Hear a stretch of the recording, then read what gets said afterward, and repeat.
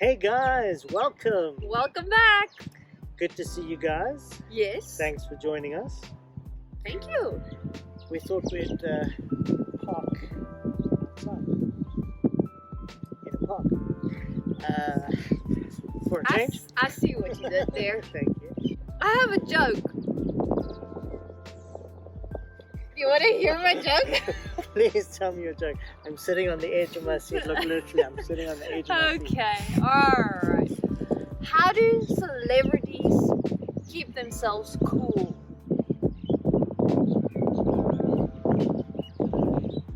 They have many fans. That's a me joke. That's a me joke. I love it. I love That's not a good sign. it. Do you have one? I've got a joke. Okay. Go for it. So, well, it's actually quite serious. I have a confession to make. Right. I used to be addicted to soap. It's okay. I'm clean now. Oh my goodness gracious. No more. Guys, we are following on from last week. Last week we spoke about deconstruction, this big word that's starting to bandy around the world and mainly in the church.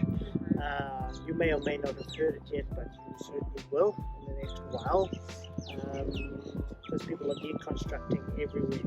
And we spoke about, because we're in the context of big questions, and the question we're looking at is like doubt. Is doubt okay? So it's that context where we introduced last week that we're going to be talking about the fact that we construct, deconstruct, and reconstruct in our journey of faith. That's generally how it goes. Not always, but very often, especially if you've had a bad experience or if you know something shakes your faith, then you go through that deconstruction and then hopefully reconstruction afterwards. So last week we only sort of spoke about construction and then touched on deconstruction. This week we're gonna talk a bit more about that, go a bit deeper. So you have a story in your own life, don't you, about deconstruction, that kind of thing? There's many examples I can use to kind of like explain how I had to go through a process of deconstructing, just because of the way I was raised, the way I was raised in a Christian household, but a lot of that, like Karen, the story that Brett shared last week of Karen's life, a lot of passion, a lot of love for God outside of the context of community and outside of the context of guidance and leadership. My parents tried to do it well, and they kind of like taught us different things about Christianity, about God. And one of those things is, this is a truth, right? If I say God is a very powerful God, right? We learn a lot about God's anger towards injustice and all these kind of things, right? But as a kid, the way my parents gave it over and taught, I was very afraid of God. Every time I did something wrong, as a kid, I yelled at my sister. I would go to bed very fearfully, like, what if God returns today? I'm screwed. You know, like there was that thing of going that way, right? And then as a teenager, like not believing that, you know, like I had to go through a process of what does that mean? You know, like I doubted that God is a loving God if you're so angry, you know. So I kind of had to go through this process of deconstructing, like, but I had to do it in the sense with people I trusted, people of a church. I joined as a new believer when I decided to follow Christ. I joined the church, and I had to kind of like go through that process with people that I trusted, who believed and who knew more than I did, who helped need to reconstruct and kind of like bring into perspective the love of God and God's wrath, his holiness and sin and all that kind of things, you know. So yeah, like that was just one example of what I had to go through. Can I ask you a question though? Was there a stage of maybe rebellion, kind of in between or part of that whole process of coming out of construction to reconstruction? Oh, for sure. Like, yeah, big time. Yeah. So it was probably quite a fight in your head for a while. I mean, you just said, Yeah. what's this all about? Right. And then Right. kind of coming to a place where, as you say, you had to go to your own church just to get away from all Yeah. the kind of and then Right. start to reconstruct Yeah. from there. Yeah. Cool. How did you get to the conclusion that you needed to reconstruct after you kind of deconstruct as part of the process? Yeah, when I started going to this new church and kind of asked my questions to the leaders, to my friends and stuff, and their response didn't line up with what I've been told, right?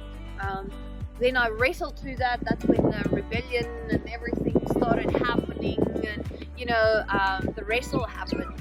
Until the more time I wrestled on it, the more I realized I need to choose what I'm gonna believe on this, right? The more I learn, the more I've learned, and these two are clashing, and that's in that I realized there was a moment that I had to, but I need to make a decision for myself, and what does the Word of God say, kind of thing. So yeah, does that answer your question? That's good. So we want to kind of put the challenge to you guys. Where are you in your faith? Have you even reached the first stage of construction? Maybe you're still in that stage. Or maybe you have come to the end of that stage where you're thinking, man, I don't know if I believe some of this stuff. Because of what somebody has said at school, or something I've learned, or something I've seen. I don't know what to believe, or the big issues that we talk about, like abortion and homosexuality, and I don't know if that kind of reconciles evolution, those kind of things. I don't know if it reconciles with my faith. So what do I do with that? Right. And we want to encourage you to go through this process of deconstruction, which is healthy when done in the right way. Right. And then reconstructing your real biblical faith. What are some of the things that we've got to remember when we want to deconstruct and reconstruct? Right. I think there is guidelines in that, because there's an unhealthy way and there's a healthy way of doing it, right? And we need to make sure when we do it, that we do it the healthy way. And some of those ways look like inside of a community, like a Christian family, church, I think it needs to happen inside of that. I don't know, what else you had? So, 100% agree that's the starting point. Then it needs to happen with the Bible in hand. Right. Okay. Right. The Bible is the Word of God. Nothing else. Nothing else is the Word of God. Right. Well, I say that a little bit lightly, because Jesus is the Word of God. But what I want to say is the Bible is the only book that we have that is completely accurate. Right. People can write about the Bible, write Christian things. Yeah. People can say things, people can preach sermons, but that doesn't usurp the Bible. The Bible actually usurps that. The Bible is the final word of God, so that must be used in the process. What do I think about X, Y, or Z? What does the Bible say? Right. This is what I'm trying to say. Right. And finally, I would say within that context of community, is find people who have your back, Right. who will love you, who will lovingly guide you, and will just be there for you. Right. They want you to succeed. They want you to get this. They want God in them. They must have God in their lives, and they must want that Right. for you, and they must be there to guide you. So if you want to do that, if you want to go on this process, chat to us.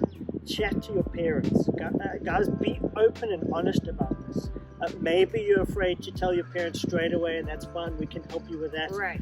But guys, use us. We're here, and we want to take you through this process. Yep. Any questions? Comment or message us directly. Either way, we're here. We want to hear from you. We want to help you in any way that we can. So please use us. Speaking of comments, Right. we have a winner What? from last week. No way.